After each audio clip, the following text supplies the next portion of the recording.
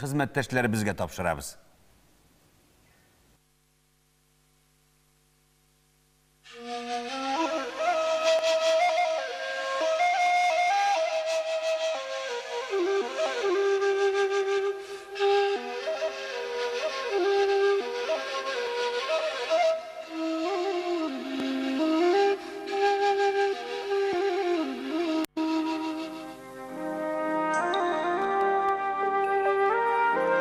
Мөхтәрәм кардәшләр, мөселман туганнар, Татарстан яңа гасыр телевидениесен караучы тамашачылар. Сезгә Аллаһ Раббыбыздан иминлек, аның рәхмәте һәм бәрәкәте ирешсен. Ассаламу алейкум ва рахматуллахи ва баракатух. Мир вам, милость Всевышнего Аллаха и Его благословение, уважаемые телезрители. Дорогие мусульмане, ассаляму алейкум ва рахматуллахи ва баракатух. Бүген исламдагы ике зур бәйрәмнәрнең берсе Гыйдул-Фитр Ураза гаете көне. Сезне Казанның яңа мәчетеннән Әхмәт Зәки хәзрәт Сафиуллин исемен йөртүче Аллаһ йортыннан сәламлибез. Биредә бүген тарихи көн, беренче гает намазы. Сезне улуг бәйрәм белән тәбриклибез. Уважаемые телезрители, телеканал «Татарстан. Новый век» ведет прямую трансляцию из новой казанской мечети имени Ахмад Заки Хазрата Сафиуллина. Она расположена в поселке Залесный, и сегодня здесь исторический день, первая праздничная молитва. Открытие мечети совпало с Идуль-Фитр, праздником, знаменующим завершение обязательного поста в благословенный месяц Рамадан. Искренне поздравляем вас с праздником! До начала праздничных мероприятий остается совсем немного времени, но до проповеди муфтия мы еще успеваем ознакомиться с новой мечетью. Итак, вы ее видите с высоты птичьего полета. Дом Аллаха носит имя одного из видных мусульманских деятелей 20 века Ахмад Заки Хазрата Сафиуллина. Мечеть расположена в поселке Залесный, Московского и Кировского районов столицы. Ее прихожанами станут и жители жилого комплекса Салават-Купере. Именно с появлением этого нового микрорайона и была связана просьба мусульман о строительстве мечети.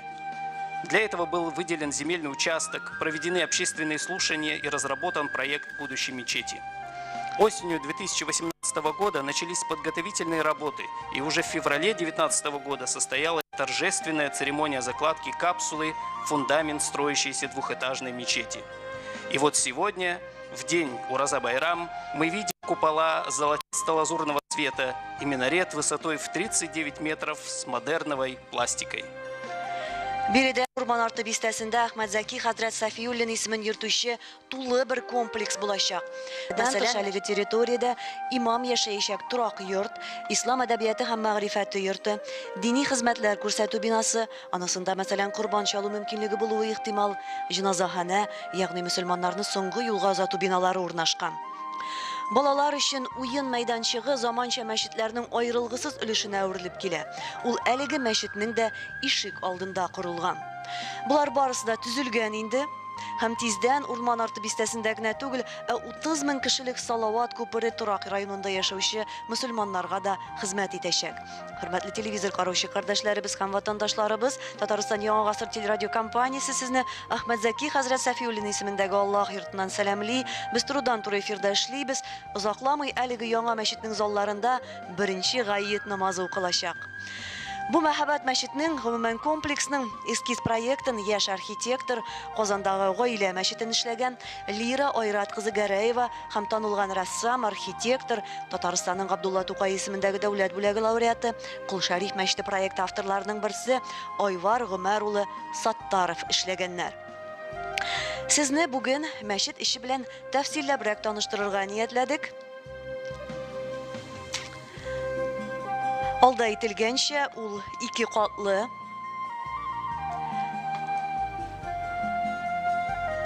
Аллаһ йортының беренче катында кергәч үк кунакларны иркен, якты һәм матур урын каршы ала.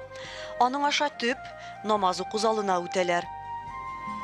Намаз уку залы 120 ир кешегә исәпләнелгән. Әмма тыгыз рәтләрдә күбрәк кеше дә намаз укый алыр минемчә. Бу катта тагын гардероб, иратлар өчен тәхәрәтханә һәм шулай ук физик мөмкинлекләрдә шикләнгән кешеләр өчен аерым, уңайлы тәһарәт алу урыны урнашкан.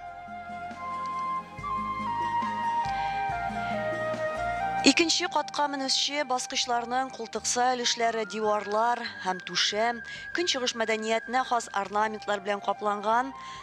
Алар татар мөселман күңеленә якын бизәкләр.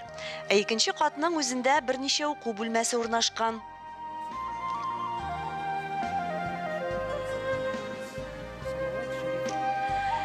Бик үзенчәлекле урындыклар, өстәлләр табигый материалдан эшләнгән. Биредә мәчетнең икенче хатында бер үк вакытта тыйнак та күренүче, зиннәтле дә күренүче иркен никах залы бар.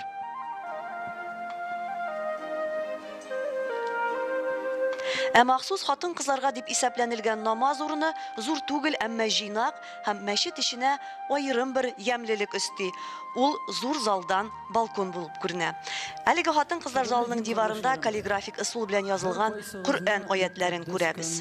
Бөек бәйрәм ураза гаяты белән ихлас күңелдән тәбрик итәм. Ахмадзаки хәзрәт Сафиуллин исемендәге Аллаһ йортында бәйрәм вагазы җитте. Хөрмәтле телевизор караучылар, мөфти Камил хәзрәт Самигуллин бирегә җыелган мөселманнарны сәламли. Үзеннән җәннәтләре белән бүләкләсә иде. Ин элек сезгә Россия президенты Владимир Владимирович Путинның һәм Татарстан Республикасы президенты Рөстәм Нургалиевич Миннихановның тәбрикләүләрен җиткерәсем килә. Россия президенты Владимир Владимирович Путинның тәбрикләве. Хөрмәтле дуслар, сезне ураза бәйрәме белән тәбрик итәм. Изге Рамазан айының тәмамлануын хәбәр итүче, һәр мөселман өчен кадерле булган бу бәйрәм гуманистик идеалларга, тақвалык һәм шәфкать кебек төшенчәләргә тугрылыкны гәүләндерә. Мусульманнарны исламның башлангычына, дөньядагы барлык диннәрнең нигезендә булган югары әхлагый максатларга юнәлдерә.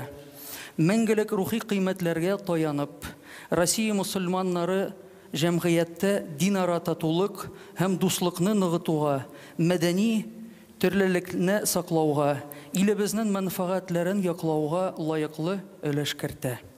Сезгә сәламәтлек, бәхет, хәерле һәм игелекле гамәлләр кылу өчен көч һәм куәт телим. Россия президенты Владимир Владимирович Путин. Кадерле татарстанлылар, хөрмәтле ватандашлар, сезне Рамазан ае тәмамлану һәм Идел-Фитр ураза гаяте уңаеннан шин йөрәктән котлыйм. Мөкаддәс бу бәйрәмдә һәр мөмин шиксез нигъмәтләре һәм кадер кишесендә индерелгән Коръәни Кәрим өчен рәхимле Аллаһу Тәгаләгә мәдхия мактауларын юллый, гыйбадәт кыла. Ураза вакытында кешегә ихлас дугаларының, тән һәм җан сафлыгы турында кайгыртуының, хәерле ниятләренең, игелекле эшләренең әҗер савабы, күңел көрлеге, Аллаһының мәрхәмәте һәм ярлыкавы насыйп була. Ураза гаятында Татарстан мөселманнары Мәккә тарафына уй карашларын юнәлтеп, миллионлаган дин кардәшләребез белән бергәләп Аллаһтан кешелеккә тынычлык һәм иминлек бирүен сорый. Хәзерге катлаулы һәр беребездән сабырлык һәм алпатлык белән гамәл кылу, милләт ара, дин ара хезмәттәшлекне ныгытуда, башка халыкларның диненә, мәдәниятенә һәм теленә ихтирамлы мөнәсәбәт тәрбияләүдә шәхсән катнашу таләп ителә торган заманда моның мөһимлеге аеруча ачык аңлашыла. Татарстанның һәм бөтен Россиянең мөселман өммәте өчен бу ел бик истәлекле. Идел буе Болгар дәүләтенең ислам динен кабул итүенә 1100 ел тула. Россия Федерациясе президенты Владимир Владимирович Путинның боерыгы нигезендә дәүләт дәрәҗәсендә билгеләп үтеләчәк бу олуг бәйрәмнең Татарстан өчендә, барлык Россия өчендә әһәмияте гаять зур. Бу уңайдан уздырылачак күп санлы чаралар мәңгелек рухи хәзинәләренең тәэсире тагын да артуга, күп милләтле халкыбызның тагын да берләшүенә, тарихи гаделлек урнашуга бәрәкәтле этәргәч бирер дип уйлыйм. Ураза гаете ул игелекле гамәлләр һәм миһербанлылык тантанасы. Рамазан айында җәмәгать ифтарлары, мәдәни, мәгърифәти, хәйрия кичәләре һәм балалар бәйрәмнәре уздыру Татарстанда күркәм гадәткә әйләнде.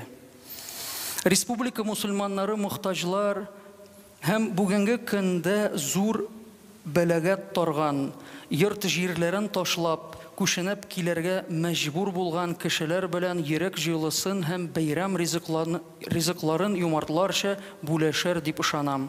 Бу изге бәйрәм көннәрендә Раббыбыз күңелләребезне шәфкать, мәрхәмәт, мәхәббәт нуры күмсен, иманыбызны ныгытсын, һәркемгә бәхет, тынычлык, сәламәтлек, иминлек телим. Татарстан Республикасы Президенты Рөстәм Нургали улы Миңнеханов. Тагын да үзләренең ихлас теләкләрен Татарстан мусульманнарына, шулай ук муфтилар Талгат хәзрәт Муфтий Камиль Хазрат поприветствовал всех собравшихся мусульман и зрителей телеканала «Новый век». По традиции передал слова поздравления президента Российской Федерации Владимира Владимировича Путина. Также он передал поздравления президента Республики Татарстан Рустама Нургалиевича Миңнеханова. В частности, в поздравительной телеграмме президент республики от всей души поздравил с окончанием поста и благословенным праздником Ид-уль-Фитр, Ураза-Байрам. Президент отметил, что мусульмане Татарстана вместе с миллионами своих единоверцев молят Аллаха о ниспослании человечеству мира и благоденствия. Исключительную актуальность это приобретает в наше непростое время, требующее от каждого выдержки, достоинства и личного участия в деле укрепления конструктивного, межнационального и межрелигиозного взаимодействия, воспитания уважительного отношения к религии, культуре и языку других народов. И в конце президент пожелал всем счастья, мира, здоровья, добра и благополучия. Мәчетләрдә таравих намазларын укыдык, күркәм ифтар мәҗлесләрен уздырдык, игелекләр кылдык, вагазлар тыңлап, иманнарыбызны ныгыттык. Ягъни безгә Раббыбызның ризалыгына ирешү өчен бер нинди каршылык та булмады. Киресенчә, мөмкинлекләр бирелеп кенә торды. Ураза гаетендә бүген яңа мәчеттә каршыларга насыйп булды. Мәчет мөхтәрәм шәйхыбыз, остазыбыз, күренекле татар дин әһеле Әхмәт Зәки хәзрәт Сафиуллин исемен йөртә. Әхмәт Зәки хәзрәт Кырыс Совет шуры имамы. Пәйгамбәрбез саллаллаһу алейхи ва саллямның шундый бер хадисе бар. يأتي على الناس زمان الصابر فيهم على دينه كالقابض على الجمر. Шундый көн килер. Дин тоту утлы, күмер тоту шикелле булыр. Тотсаң пешерер, ташласаң сүнәр. Менә шундый көндә яшәүче хәзрәтләрнең берсе ул Әхмәт Зәки остаз. Рамазан аеның кадерен белгән кебек җәмәгать бүгенге иркән тормышларының да кадерен белик. Ураза гаетен мәчетләрдә җыелып каршыларга мөмкинлек булганы өчен Аллаһыга шөкер кылыйк һәм җитәкчеләргә рәхмәт әйтик. Риваяттә килгәнчә, ураза гаете җиткәч, Аллаһы Тәгалә җир йөзенә үзеннән фәрештәләрен җибәрә һәм алар юлга басып көчле тавыш белән тирә-юньгә хәбәр бирәләр. Аларны җәннәрдән һәм адамнардан кала бөтен махлуклар ишетә. Эй Мухаммад өммәте, юмарт булган Раббыгыз каршына чыгыгыз, ул сезне үзенең искиткеч юмартлыгы белән бүләкләр һәм зур гөнаһларыгызны гафу итер. Шулай итеп, нәфесебезне җиңеп, ай буе ураза тотып, Коръән укып, игелекләр кылып, яхшыга үзгәрдек дип куанып, Аллаһының мәгъфирәтенә өметләнеп, без бүген ураза гаетен бәйрәм итәбез. Бүгеннән гөнаһлардан арынып, яңа атна башыннан яңа ихлас тормыш башларга моннан да яхшы сәбәп бар микән? Мөхтәрәм җәмәгать, Рамазан безне гөнаһлардан тыелып, Аллаһыга гыйбадәтләр кылып, игелекләр эшләп яшәргә өйрәтте. Бәхеткә ирешүнең юлын күрсәтте дисәк тә була. Чөнки кешелек дөньясына төшкән бөтен афәтләрнең сәбәбе бер гөнаһка бату. Аллаһ безне бу хакта кисәтә. Астагъизу билләһ. Ва ма асабакум мин мусибатин фабима касабат айдикум ва яъфу ан каthир. Ягъни сезгә килгән һәр бәла кулларыгыз казанган начар нәрсәләр сәбәпле. Ул Аллаһы Тәгалә бик күбен гафу итә һәм аларга җәза бирми. Шулай булмаса, җир йөзендә һичбер җан иясен калдырмаган булыр иде. Икенче сүз белән әйткәндә, Раббыбыз адам балаларының барысы да гынахлы ди. Һәм башларына үзләренең начар гамәлләре аркасында кайгылар төшә ди. Ләкин ул үзе гафу итүче, гафу итәргә ярата һәм гафу сораганны ярата. Җәмәгать, дөньялар ни өчен тыныч түгел соң бүген халыклар кайчан бәхетле булачак? Менә шул хакта сөйләшеп алыйк әле. Аллаһы Тәгалә милләтләрне һәм дәүләтләрне барлыкка китерүче дә, юкка чыгаручы да, кешелекне ул бу дөньяга бер максат белән китерә. Үзенә гыйбадәт кылсыннар өчен. Кешенең яшәү мәгънәсе шул. Ягъни халыклар динле булырга тиеш. Әгәр дә халыкның дине юк икән, димәк, аның юлы юк. Әгәр дә юлы булмаса, димәк, киләчәге юк дигән сүз. Чөнки дин җәмгыятьнең яшәү рәвешен, тәртибен һәм кагыйдәләрен билгели. Юлда кагыйдәләрсез йөрү һәлакәткә китергән шикелле, кагыйдәләрсез яшәү дә фаҗигага китереп чыгара. Безнең болгар бабаларыбыз да үзләренең барыр юлларын сайлаган һәм 1100 ел элек Болгарда рәсми рәвештә ислам динен кабул иткән. Бу зур тарихи юбилейны каршыларга берничә көн генә вакыт калып бара. Аны зурлап уздыруга республика җитәкчелеге зур игътибар бирә. Ни өчен? Чөнки Россия ислам дөньясының зур бер өлеше. Исламны бөтен ил буйлап үз вакытында татарлар тараткан. Шулай булгач, татарларның тәкъдире Россия үзәгендә яшәп, тирә-якка динебезне таратудыр бәлки. Без беләбез, иманны Аллаһ Тәгалә үзе теләгәненә бирә, теләмәгәненә бирми. Татарлар да аның тәкъдире белән иман китереп, Пәйгамбәрбез саллаллаһу алейхи ва салламның өммәтеннән булу бәхетенә ирешә. Аллаһы Тәгаләнең иң яраткан өммәтеннән без. Кемдер моның белән килешмәскә мөмкин, кемдер әйтергә мөмкин. Аллаһның яраткан өммәтеннән булгач, ни өчен соң алайса халкыбызның язмышы авыр дип. Әйе, татарларның язмышы шуннан да бик катлаулы һәм гыйбрәтле. Бик аянышлы чорлар да кичергән безнең бабалар. Әмма татарлар башка халыклар һәм дәүләтләр кебек юкка чыкмаган, без бар. Россия җирлегендә бүгенге көндә иң бай, иң имин һәм чәчәк атучы республикаларның берсендә яшибез. Җирләребезнең өстендә күкрәп игәннәр үсә, асларыннан нефть чыга. Бу Аллаһның нигъмәтләре түгелмени? Республика җитәкчелеге Раббыбыз ярдәме белән Татарстанны мусульманнар өчен иң уңайлы төбәк ясады, җәмәгать. Бездә яралтучыбызның ризалыгы белән мәчет мәдрәсәләр эшли, азан тавышлары өзелми, Коръән кыйммәтләре тирә-юньгә шәшәлә. Көчләп белгечләр әзерләнә, халал яшәү рәвеше үстерелә, ислам мәгарифе һәм фәне алга атлый.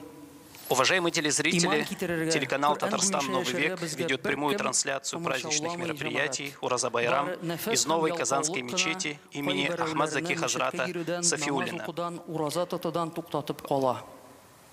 В праздничной проповеди муфтий Хазрат, Камиль Хазрат Самигуллин, отметил, что в этом году мы отмечаем 1000-столетие принятия ислама народами Волжской Булгарии. Торжества пройдут и в Татарстане, и по всей России. Муфтий напомнил об этой дате и подчеркнул, что Россия является частью исламского мира. В свое время именно татарам было суждено принять участие в распространении ислама. Это счастье — быть представителем уммы пророка Мухаммада, да благословит его Аллах и приветствует. Муфтий подчеркнул, что сегодня есть все возможности соблюдать каноны религии.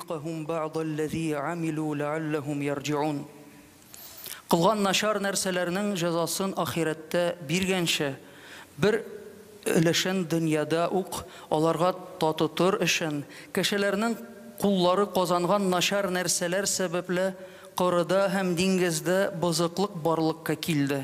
Бәлки алар гынахлардан кайтырлар. Ягъни коры җирләрдә һәм диңгездә бозыклыклар кешеләрнең үз куллары белән кылган гамәлләре аркасында барлыкка килә.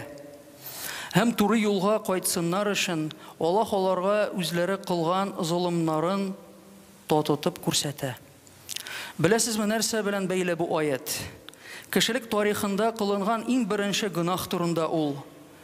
Шулай дип әйтәләр, кайчандыр җир йөзе җәннәт кебек ямь-яшел бер хәлдә чакта, агачлар һәр вакыт җимешле, диңгезнең суы төше, арыслан сыерга, бүре сарыкка тимәгән чакта Кабил Хабилне үтерә.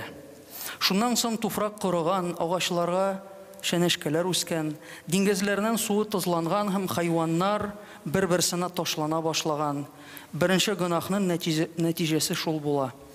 Шулай булгач, бүгенге сугышлар, кытлыклар, үлемнәр, бәрәкәтсезләргә аптырырга кирәкме соң? Юлдан язган кешеләрне өметсез диләр. Милләтләр дә шулай. Аллаһыга мең шөкер, татарларның бердән-бер хак юлы, хак дине бар. Кешелек тарихында бик күп халыклар үз бозыклыклары белән үзләрен харап иткән. Мадьяннар, Гатлар, Самутлар, Тубба, Ар-Рас, Әл-Фил кавемнәре һәм башка бик күп халыкларны Аллаһы Тәгалә кылган ширекләре, әшәкәлекләре, кабахәтлекләре дингә каршы булулары өчен җир йөзеннән мәңгегә юкка чыгарган. Хәзер үзебезне алар белән чагыштырып карыйк соң. Коръән һәм сөннәт кушканча яшибезме? Әллә нәфес куллары булып, Аллаһ Тәгалә урынына байлыкка сәҗдә кылабызмы? Шайтан кануннары белән яшәгәнгә сөенеп, татарлар да үзләрен харап итү дәрәҗәсенә килеп җитмәдеме? Әхлак нинди дәрәҗәдә? Иманыбыз ныкмы? Ниятләребез яхшыдамы? Бәхетсезлекләрдә дәүләт һәм җитәкчеләрдән генә гаеп эзләргә кирәкми, газиз милләттәшләрем. Җаһилият заманында борынгы гарәпләрнең кыргыйлыкларын гыйбрәт итеп сөйлибез. Бүгенге җәмгыять ерак киткәнме соң алардан? Алар яңа туган балаларын тереләй күмгәннәр. Әллә бүген балаларын шүплеккә ташлап китүче ата-аналар юкмы? 14 гасыр элек үк инде Коръәндә Аллаһы Тәгалә кешеләрне хамар эшүдән, ширктән, атышлы ойыннардан, багучылыктан тыелырга чакырган. Астагъфиру билләh.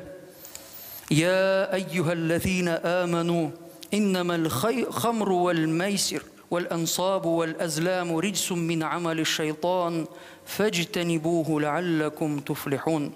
И иман китерүчеләр, хамар, атышлы уен, табыну өчен тора ташлар һәм фал уклары шайтан гамәлләреннән булган шакшылык. Булардан ерак торыгыз, бәлки сез Аллаһының газабыннан котылып, уңышка ирешерсез. 14 гасыр элек ингән аят бу. Кешелек һаман аракы эчеп кырыла, һаман җиңел акча дип уеннар уйный, һаман күрәзәләргә һәм гороскопларга ышанып яши, һаман алтын бозауга табынып тормыш куа. Алтын бозау тарихын хәтерлисезме? Муса алейхиссалам 40 көнгә үз халкын калдырып киткән арада Аллаһы Тәгалә кешеләрне сыный. Араларыннан берсе Самири исемле алтыннарны эретеп, алтын бозау ясап куя һәм фитнә чыгарып Исраил улларын аңа табынырга өнди башлый. Аллаһы Тәгаләнең аларны Фиргавеннән коткарганын да оныталар, җибәрелгән ризык нигъмәтләрне дә истән чыгаралар. Үзләренең рухи юлбашчыларыннан башка калгач, бары 40 көн генә Муса алейхиссаламнан башка яшәп, Исраил уллары ширккә батып, үз кыйбласын югалта. 40 көн эшендә. Муса алейхиссалам Аллаһы Тәгаләдән үз кавеме өчен гафу үтенә һәм Раббыбыз аларга мәгъфирәтен бирә әлбәттә. Чөнки ул бит гафу итүче. Безнең өчен кем гафу сорар? Җәмәгать, яралтучыбыз каршында 7 иң олы гынах бар. Һәм алар кызганычка каршы безнең җәмгыятьтә дә нык таралган. Менә алар: беренчесе ширк һәм имансызлык. Икенчесе сихерчелек. Өченчесе риба, ягъни процентлар белән эш итү. Дүртенчесе кеше үтерү. Бишенчесе ятимнәрнең милкенә керү. Алтынчысы сугыш кырын калдырып качып китү. Җиденчесе зиначылык һәм гаепсез хатыннарны зинада гаепләү. Газиз милләттәшләрем, безнең халыкны шушындый гөнаһлар өчен кабер газапларыннан һәм мәңгелек җәһәннәм утыннан якларга үтенеп кем ялварыр? Кыямәт көнендә мусульман өммәте өчен шафагать кылучы сөекле пәйгамбәрбез саллаллаһу алейхи ва саллям гына. Шуңа күрә татарлар хак диндә булулары белән бәхетле дә инде. Шунлыкта мусульманнарны дөньяда афәтләреннән коткаручы ике дава, ике дару бар. Аларны безгә Аллаһ Тәгалә бирә. Ул Коръәндә пәйгамбәрбез саллаллаһу алейхи ва саллямга булай дип әйтә: وما كان الله ليعذبهم وأنت فيهم وما كان الله معذبهم وهم يستغفرون. Ягъни син араларында булган шакта Аллаһ аларны җәзаландырмаячак. Син араларыннан аерылгач та, алар мәгъфират сораган шакта Аллаһ аларны җәзаландырмаячак. Шушы аяттан безгә нәрсә аңлашыла? Беренчедән, Раббыбыз Расул саллаллаһу алейхи ва саллям безнең арада булганда безне җәзага тартмаска вәгъдә итә. Икенчедән, тәүбә кылып, гөнаһларыбыз өчен гафу үтенә белсәк, ул шулай ук мусульманнарга үзенең ризалыгын бирәм ди. Аллаһның соңгы Расулы, ахыр заман пәйгамбәре Мухаммад саллаллаһу алейхи ва саллям безнең арада юк. Димәк, без бер дарудан махрум калганбыз булып чыгамы? Юк, җәмәгать. Шундый бер хадис бар. Пәйгамбәрбез саллаллаһу алейхи ва саллям әйтә: "Инна мин афдали айямикум яумал джумуа, фаактиру алейя мин ас-салати фих, фа инна салатакум ма'рудатун алей." قالوا يا رسول الله وكيف تعرض صلاتنا عليك وقد أرمت؟ يقولون بليت. فقال إن الله عز وجل حرم على الأرض أجسام الأنبياء. Сезнең өчен иң яхшы көн җомга. Миңа шул көндә салаватлар әйтегез, чөнки сезнең салаватларыгыз миңа барып җитәчәк дигән Расулыбыз. Шунда сахабалар аннан сорый: "Син үлгәннән соң безнең салаватлар сиңа ничек барып җитсен соң? Синең тәнең туфрак арасында бетәчәк бит, я Расулаллаһ." Пәйгамбәрбез саллаллаһу алейхи ва саллям әйткән: "Аллаһ Раббыбыз туфракка пәйгамбәрләрнең бәдәннәрен шәрәтергә тыйган" дигән. Тагын бер хадис китерәм: "Ма мин ахадин юсаллиму алейя илля раддаллаһу алейя рухи хатта арудда алейхи салам." Кем дә кем мине сәламләсә, Аллаһ Тәгалә аның сәламына җавап бирү өчен миңа җанымны кайтарачак. Шул рәвешле Расулыбыз саллаллаһу алейхи ва саллям безнең арада булсын өчен аңа салаватлар әйтеп торырга кирәк икән. Шунысы да бәхәссез. Пәйгамбәрбезнең саллаллаһу алейхи ва саллям сөннәте бүгенге көнгә кадәр безнең арада яши һәм яшәячәк. Уважаемые зрители телеканалов ТНВ Татарстан и ТНВ Планета, в проповеди муфтий Камиль Хазрат отметил и привел аят суры Аль-Маида, 90-й аят суры Аль-Маида, в котором Аллах Тааля говорит: «О верующие, поистине вино, азартные игры, жертвенники и гадальные стрелы – мерзость и сдел шайтана. Так избегайте этого, чтобы преуспеть, избежав наказания от Аллаха». Также муфтий напомнил о существовании 7 больших грехов, которых необходимо сторониться. Перечисляя их, он отметил: эти грехи – это ширк, многобожие, то есть предание Аллаху Всевышнему товарищей. Второе – это колдовство. Далее ростовщичество, убийство, поедание имущества сирот, покидание поля боя, то есть дезертирство, и прелюбодеяние.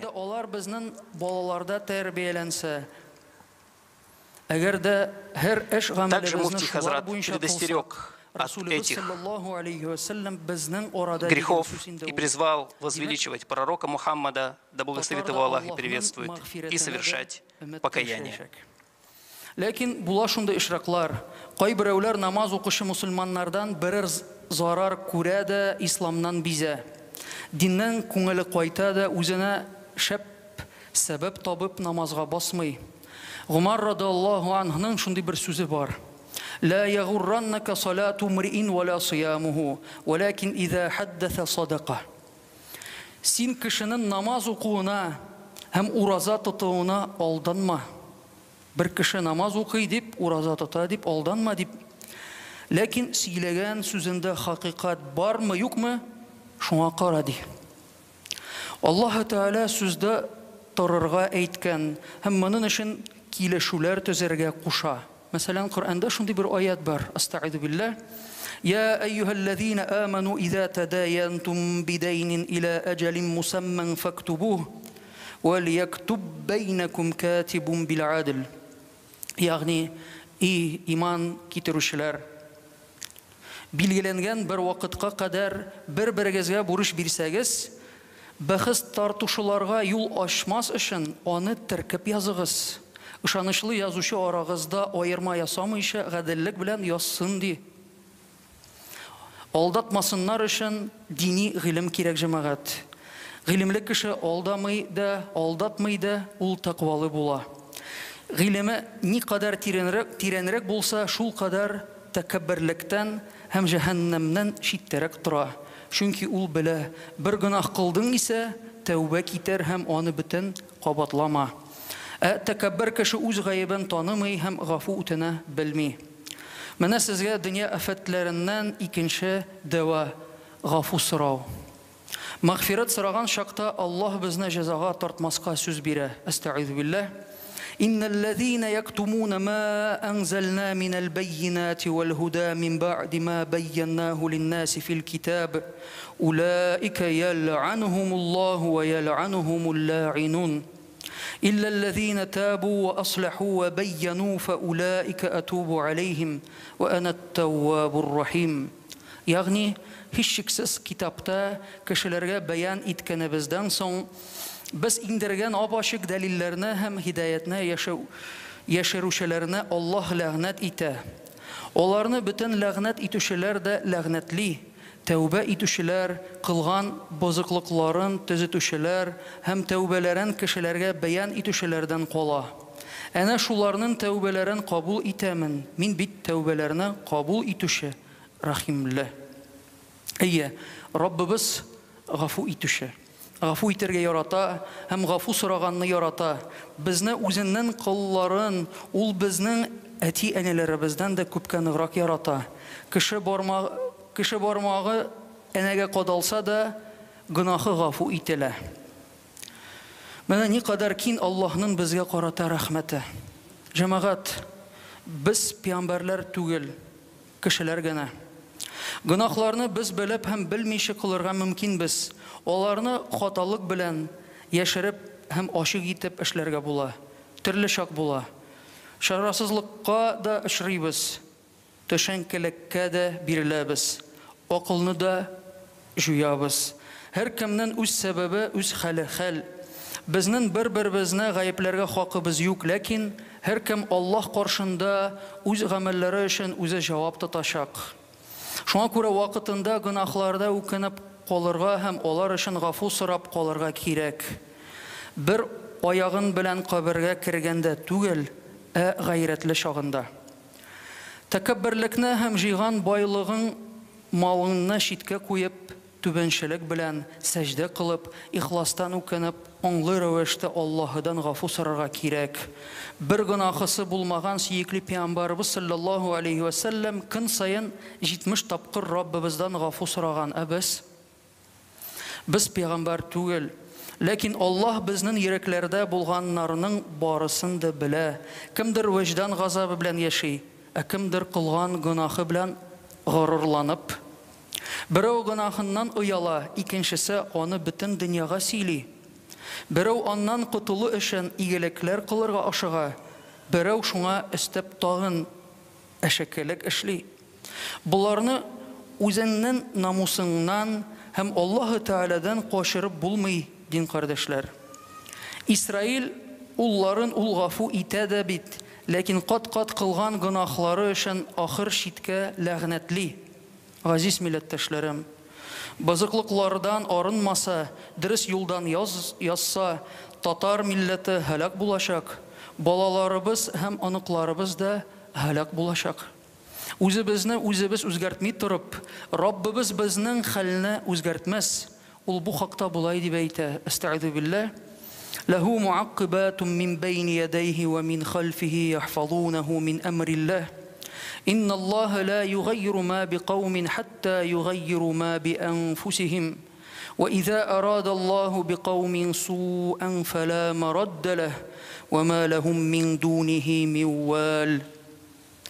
Нинди генә сәбәп булмасын, һәр очракта ул кешенең алдыннан һәм артыннан баручылар, фәрештәләр бар. Алар аңа һөҗүм иткән зыян зарардан Аллаһның саклау әмере белән аны саклыйлар. Һичшиксез алар кешеләр үз нәфесләрендә булганны алмаштырмый торып, Аллаһ кешеләрдә булганны алмаштырмый. Әмма Аллаһ бер кавемгә газап, яманлык килүен теләсә, аны бер нәрсәдә кире бора алмас. Алар башларына газап килү тәкъдир ителгәннәр өчен аннан Аллаһы Тәгаләдән башка бер хөкемдар да юк. Рамазан ае мусульманнарга шуның өчен бирелә дә инде җәмәгать. Коръан укып һәм ураза тотып, кеше рухи яктан чистарынсын өчен, тәүбә кылып гынахлардан арынсын өчен. Ураза бәйрәменә мусульманнар, әгәр дә алар Рамазанны ихласлыкта уздырган булсалар, яңа туган сабый шикелле керә, яңа сулыш белән сулый башлый, яңа караш белән дөньяга карый. Менә шуның өчен ярата да инде мөэминнәр Рамазан аен. Уразаны җәза итеп түгел, арыну шарасы итеп кабул итәргә кирәк. Әмма Рамазан ае бетте дип, адам баласы бөек Раббыбызга гыйбадәтен һәм итагатен ташларга тиеш түгел. Аллаһ субхану ва тааля Коръани Кәримдә булай дип әйтә: "Ва'буд раббака хатта я'тиякал яқин." Киләчәгенә һич шик булмаган, ягъни үлем дигән нәрсә сиңа ирешкәнчә, бер мизгелне дә бушка уздырмыйча, Раббыңа һәр даим гыйбадәт кыл. Рамазан аенда гына гыйбадәт кылып, изге ай тамамлангач гыйбадәтләрне калдыру, мәчеттән һәм җәмәгатьтән ерагаю зур хата һәм адам баласы өчен куркыныч күренеш. Чөнки мусульман булу бер Рамазан ае белән генә бәйле түгел. Кеше үлемнең кайчан киләсен белми, ул үлемгә һәм үлемнән соң киләчәк. Мәңгелек тормышка һәр вакыт әзер булырга кирәк. Пәйгамбәрбез саллаллаһу алейхи ва саллям бер хадистә булай дип әйтә: "Ман сама ситтата айямин ба'да аль-фитр, кана тамам ас-сана.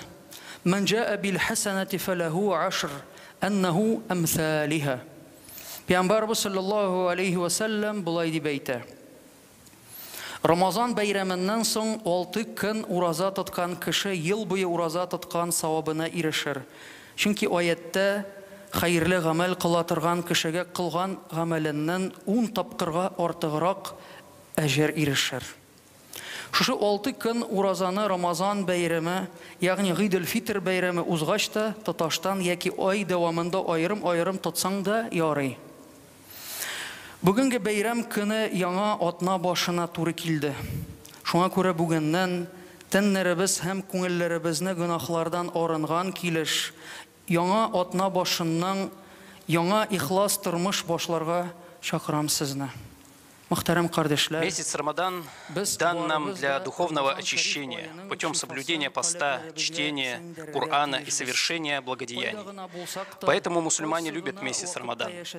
Муфтий призвал нас не оставлять поклонение и после месяца Рамадан, и призвал нас начать новую жизнь с сегодняшнего дня. Пәйгамбәребезнең шафагатына, өметне җуймыйк. Шул чакта бәлки дөньялар тынычланыр, тормышлар җайланыр, халыклар бәхеткә ирешер. Хәзер җәмәгать, акрын гына без сафлана башлыйбыз. 2 рәкъгат гает намазы укылачак. Бу намаз 2 рәкъгаттан тора. Беренче рәкъгатта субханака, ягъни сана дагасыннан соң 3 тапкыр тәгъбир китерәләр. 3 тапкыр Аллаһу акбар дип тәгъбир китерәбез. Шуннан соң Фатиха һәм сүрә укылачак. Икенче ракатта шулай ук Фатихадан башлап сүрә укылачак. Сүрәдән соң тагын 3 тапкыр тәгъбир китерәләр. 4нчы тапкыр Аллаһу акбар дигәч рукугка барабыз һәм шуның белән безнең намазыбыз тамамлана. Намаздан соң гаит хутбасы укылачак, хутбадан соң дуа һәм шуның белән бәйрәм намазларыбыз тамам булачак. Әйдәгез җәмәгать, сафланабыз, сафларыбыз бер тигез булсын. Арагызда Мөфти буш урын Камил хәзрәт калмасын. Сәмигуллин мәчеткә җыелган мөселманнарны гаит гыйбадәтенә чакырды һәм намазның кыскача иштәлеген аңлатты. Димәк, Әхмәт Зәки хәзрәт исемендәге мәчеттә гаит ураза гаите намазы вакыты.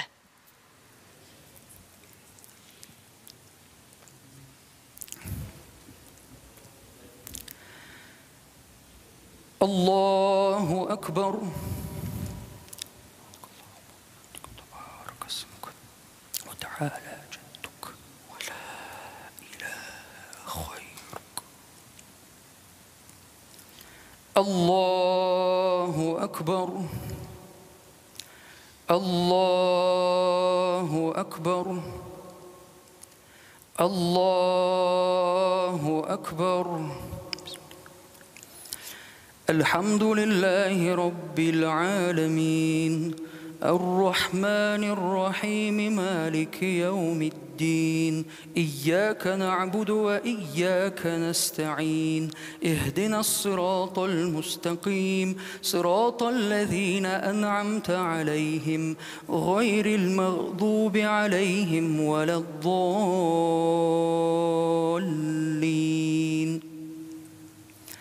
إنا أعطيناك الكوثر فصل لربك وانحر إن شانئك هو الأبتر. الله أكبر. سمع الله لمن حمده ربنا ولك الحمد. الله أكبر.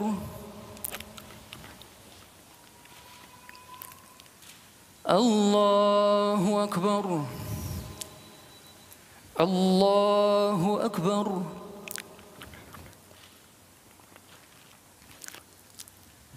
الله أكبر. بسم الله. الحمد لله رب العالمين الرحمن الرحيم مالك يوم الدين إياك نعبد وإياك نستعين اهدنا الصراط المستقيم صراط الذين أنعمت عليهم غير المغضوب عليهم ولا الضالين. قل هو الله أحد الله الصمد لم يلد ولم يولد ولم يكن له كفوا أحد. الله أكبر. الله أكبر. الله أكبر. الله أكبر. سمع الله لمن حمده الله أكبر. الله أكبر. الله أكبر. الله أكبر. Хәзер күргәнегезчә, гаит намазын Әхмәт Зәки хәзрәт исемендәге мәчеттә мөфти үзе алып бара. Намазның беренче рәкъгатендә Камил хәзрәт Коръәндәге Кәүсәр турындагы сүрәне укыды. Ул Коръәннең 108-нче сүрәсе, нибары 3 аяттан тора. Алар Пәйгамбәрбез саллаллаһу алейхи ва сәлләмгә Мәккә чорында ингән. Икенче рәкъгатьтә исә шулай ук күпчелек караучыларыбызга таныш Ихлас сүрәсен укыды. Пәйгамбәрбез Мөхәммәд саллаллаһу алейхи ва сәлләмнең бу сүрә турында Коръәннең 3/1 өлешенә тиң булуы турында әйтелә. Аларда бу дөнья, ахират нигъмәтләре турында әйтелә. Гомумән Коръән мөселманнар тарафыннан яшәү күрсәткече буларак кабул ителә. Алай гына түгел, изге аятларда галәмнәр, дөнья, кешелек яратылышы турында да күп мәгълүмат бирелә. الله أكبر ولله الحمد الله أكبر الله أكبر لا إله إلا الله والله أكبر الله أكبر ولله الحمد الله أكبر الله أكبر لا إله إلا الله والله أكبر الله أكبر ولله الحمد Муфти Татарстана в настоящий момент продолжает праздничную проповедь. Каноническая часть проповеди, хутба, всегда ведется на языке священного Корана. Мечеть имени Ахмадзаки Хазрата, являясь современным сооружением, воплощает в себе и традиции многовековой татарской мусульманской архитектуры. В ней чувствуется связь времен и культур. Даже название мечети олицетворяет нашу дань памяти тем, кто вносил и вносит неоценимую лепту в развитие духовных ценностей. Так, мечеть названа именем уважаемого Ахмадзаки Хазрата Сафиуллина, который в течение 20 лет прослужил имамом в главной казанской мечети Марджани. Он был наставником многих нынешних имамов, был образованным богословом и эталоном высокодуховно-нравственного человека. Ахмадзаки Хазрат Сафиуллин 1970-90 елларда Казанның Марджани мәчетенең имамы булган. Гади, әмма югары әхлаклы бу шәхес күпләргә укытучы булган. Дин нигезләрен өйрәткән һәм аны гыйлемле, зирәк шәхес итеп искә алалар. Яңа мәчеткә Ахмадзаки Хазрат исемен бирү ислам кыйммәтләрен таратуда өлеш керткән шәхесләргә хөрмәт билгесе.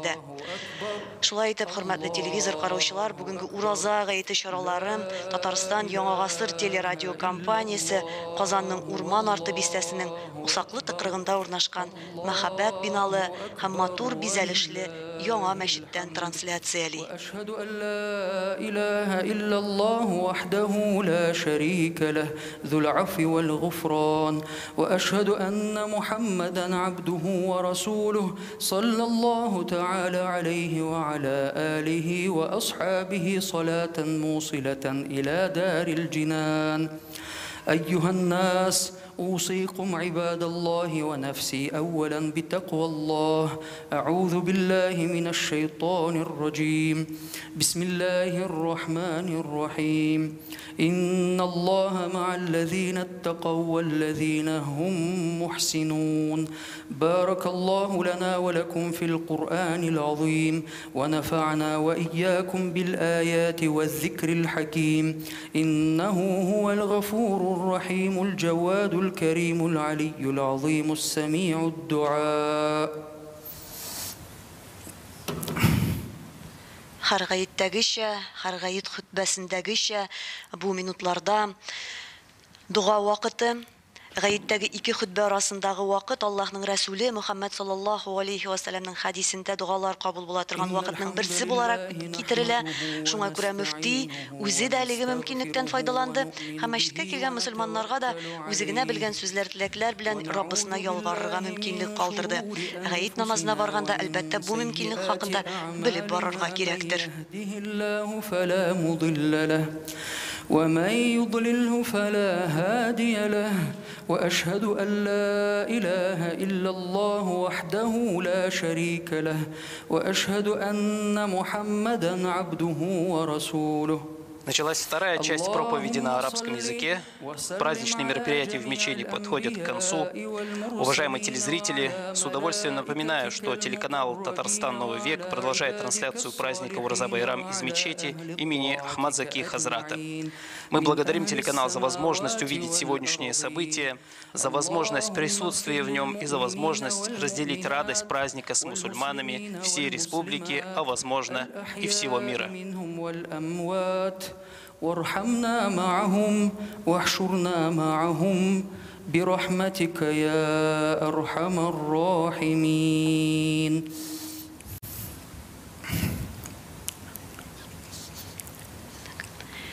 Ислам динендәге кануннар буенча хутбә гарәпчә ирештирелә һәм ул хутбә Аллаһ Тәгаләне мактаудан, пайгамбарыбызга салават укудан, үгит насихаттан һәм дугадан гыйбарәт.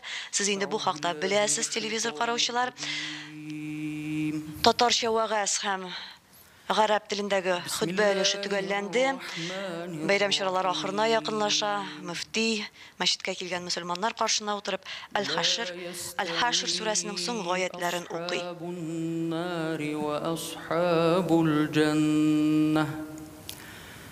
أصحاب الجنة هم الفائزون لو أنزلنا هذا القرآن على جبل لرأيته خاشعا متصدعا من خشية الله وتلك الأمثال نضربها للناس لعلهم يتفكرون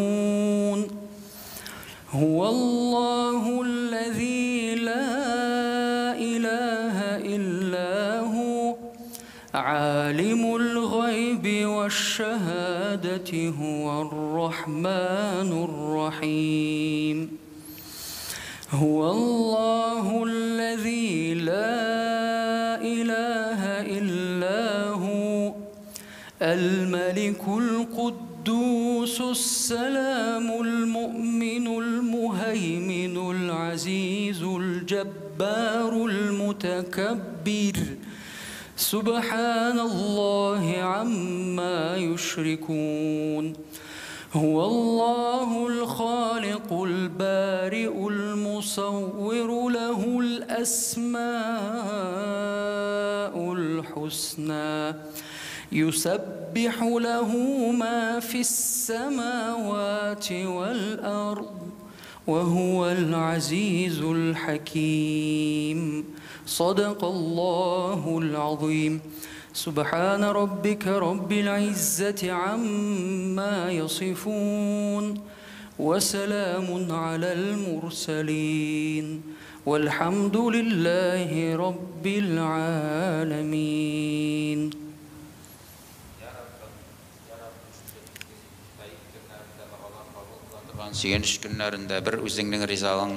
Татарстанның баш казые Җәлил хәзрәт Фазлыев бәйрәм чараларын үзенең үтемле һәм матур яңгырашлы дугасы белән төгәлли. Анда булган әҗр савапларына галәмгә рәхмәт өчен җибәрелмеш пәйгамбәрбез Мөхәммәд Мустафа саллаллаһу алейһи вәсәлләмнең рух шәрифләренә ирештиреп кыямәт көнендә шәфәгатьләрен барчабызга да насыйп эйләсәң иде. Табыздан алейһиссәлам белән абызга варазахлыкларын ирештиреп шат кылсаң иде. Табыздан алейһиссәламнан алып бүгенге көнгә кадәр җир йөзенә килеп киткән барлык мөэмин мөселман кардәшләребезнең барлык әнбияләр, әүлияләрнең рухларына да гайт шат кылсаң иде. Шушында килеп кулларын күтәреп Әмин дип синнән дуга итеп утырышлардан, шушы мәчет мәдрәсәне төзетүчеләрдән, төзергә ярдәм итүчеләрдән, дуга итеп ятучы вафат булган барлык туганнарының, әти-әниләренең, әби-бабаларының, йөрәк җимеш балаларының, никахта булып та дөньядан үткән хәләт җәфәтләренең, дугадан ташламагыз дип васыять иткән дусларының, танышларының, якыннарының, күршеләренең барчаларының да рухларына дуга итеп рухларын шат кылсаң иде, аларны безләрдән риза кылсаң иде. Хастатан үзебезнең хөрмәтле остазыбыз Әхмәт Зәки хәзрәтнең дә рухларына дуга итеп, аныгыннан һәм безләрдән бүләк итеп рухларын шат кылсаң иде. Каберләрен иман нуры белән, ислам нуры белән, Коръән нуры белән нурландырсаң иде.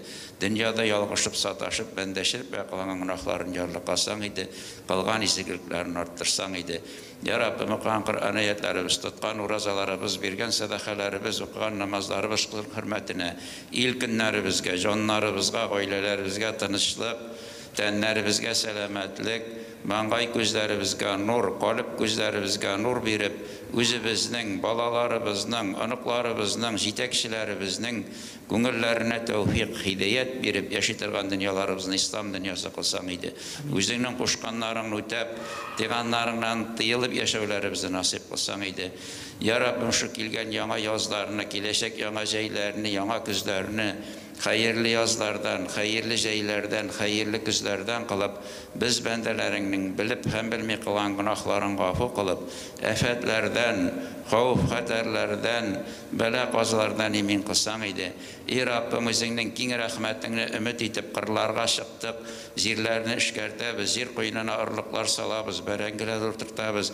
Ya Rabbim sin dağalarını işitüşü, dağalarımızga cevap verişi, özünün keng rahmetin bile matur jeylerini berip, şifalı yangırlarını berip, şuşu koygan hizmetlerimizni küskünü mol nimetler etip görüp süyünürge nasip kılsan idi. Bergen nimetlerini de özümüzge nasip nimetlerden kalıp, ilkin tınışlığında, gaile tınışlığında, şatlık, süyünüş, kıvanış bile özümüzge kullanırlarımız nasip kılsan idi. Ya Rabbim şu iller arasında baratılan anlaşılmavşılıkını da öz vakitinde ahırların hayırlı edip tamam kılıp, andağı yigitlerimizge de sağ selamet vatanlarımızga ilenip kaytularını nasip kılsan idi. Ya Rabbim şu meşit medresini tüzütüşlerge iki dünyanın rahatın bir, iki dünyanın mertebesin bir, dünyalıkta dünya rahatlarını berip ahirette baki imanlarından ayırma. Bendeşirip yakılan gana hataların gafı kılıp, özün takdilen gımırların nikahlı cemaatler ve tegizlikte tatlılıkta sağlık, selametlik bile işlerinde tağı da oңuşluklarga erişip, uzun matur gımır kişiler nasip kıl. Kalgan gımırlarımızda başabızlıkında hayırlı gımırlardan kılıp, dillerimizge, güngüllerimizge sabırlıklar verip, özün riza bulurluk etip ütülerimizni nasip kıl. Aktık suluşlarımızda la ilahe illallah Muhammed Rasulullah'ın huzuruna barıp, aktık borunlarımızı cennette kıl. Bugün şuşunda matur etip aşkın şekil özünün cennetinde de şaraşularımızı nasip kıl. Rabbena etina fi dünya haseneten ve fil ahireti ve nazarlar. Allah Teala kabul etsin. Büyük zor rahmet barşağızga da gayetler mübarek bulsun. Bayramlarımız mübarek olsun. Татарстан Яңа Гасыр телерадио компаниясы Ахмад Заки Хазрат Сафиуллин исемен йөртүче Аллах йортыннан ураза гаете чараларын турыдан-туры трансляцияләде. Бәйрәмләде сезне кардәшләр. Всех вам благ, желаю мира в каждый дом и процветания нашей Родине. Байрамыбыз мубарак булсын. Телевизион эфирне дәвам иттерү өчен сүзне Манзара студиясына хезмәттәшләребез Луиза белән Алмазга тапшырабыз һәм уңышлар телибез. Biz de öz şiratımızda hizmetleşlerimizni beyram bilen kutlayız, hem tapşırığımızı devam ederiz. Аларга да рәхмәт яусын, иң мөһиме укылган дугалар, тоткан уразалар кабул булсын. Амин. Безнең трансляция Урман арты бистәсендә бүген ачылган Әхмәт Заки хәзрәт Сафиуллин исемендәге мәчеттән алып барылды. Анда хезмәттәшләребез Ләйсирә Фазлыева белән Россия Ислам университеты мөгаллиме Роман Зиякив эшләделәр һәм мәчеткә Аллаһның йортына беренче мәртәбә ураза гаетенә милләттәшләребез